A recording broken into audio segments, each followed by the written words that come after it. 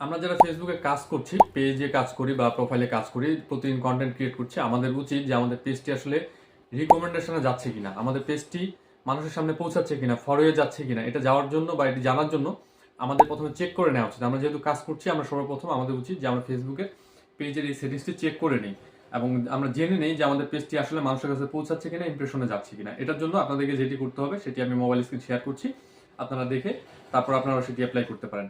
এর জন্য আমরা সর্বপ্রথম চলে যাবো আমাদের ফেসবুক অ্যাকাউন্টে। আমি আমার ফেসবুক ওপেন করছি। আপনারা আপনাদের ফেসবুকটা ওপেন করবেন। ওপেন করার পরে এই যে থ্রি ডট দেখছেন, থ্রি ডটে চলে যাবেন, অথবা আপনারা আপনাদের প্রোফাইল থেকে বের করতে পারেন যে আপনার প্রোফাইল পিকচার যেটি রয়েছে, প্রোফাইল পিকচারে ক্লিক করলেন। প্রোফাইল পিকচারে ক্লিক করার পরে এই যে প্রফেশনাল ড্যাশবোর্ড, এই পাশে রয়েছে অ্যাডভার্টাইজমেন্ট, তার নিচে রয়েছে থ্রি ডট। আমরা থ্রি ডটে ক্লিক করব। থ্রি ডটে ক্লিক করার পরে এই যে পেজ স্ট্যাটাস রয়েছে, পেজ স্ট্যাটাসে আমরা ক্লিক করব। এখানে ক্লিক করার পরে আপনারা এখানে দেখতে পাবেন এই যে পেজ বেনিফিটস একটি অপশন রয়েছে এখানে।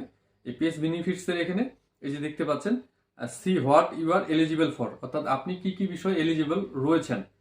এখানে দুটি এলিজিবল রয়েছে, অর্থাৎ আমার এখানে রয়েছে পেজ ইজ রিকমেন্ডেবল এবং এলিজিবল টু মনিটাইজ, অর্থাৎ আমার এখানে মনিটাইজ এলিজিবল হবে এবং পেজটি রিকমেন্ডেবল রয়েছে। এখানে আপনারা ক্লিক করুন, পেজ রিকমেন্ডেবল, রিকমেন্ড করছে। এই যে দেখুন আমার এখানে সবুজ হয়ে রয়েছে, স্টার রয়েছে, রিকমেন্ডেবল, এখানে কোনো রেস্ট্রিকশন নাই। আপনার পেজটি যদি ক্লিয়ার থাকে বা মানুষের কাছে যায় বা ইমপ্রেশনে থাকে, তাহলে এই জায়গায় ঠিক এরকম আপনারা দেখতে পাবেন যে কোনো ইস্যু দেখাচ্ছে না, এখানে পেজটি ক্লিয়ার রয়েছে। আর যদি এখানে আপনার রিকমেন্ডেবল না দেখায় বা কোনো যদি প্রবলেম থাকে পেজে, সেটি কিন্তু এই জায়গায় নোটিফিকেশন হিসেবে রিকমেন্ডেবল লেখাটির এখানে এই জায়গায় কিন্তু সেটি উঠবে বা আপনাদেরকে দেখাবে যে আপনার প্রোফাইল বা পেজে কি সমস্যা রয়েছে।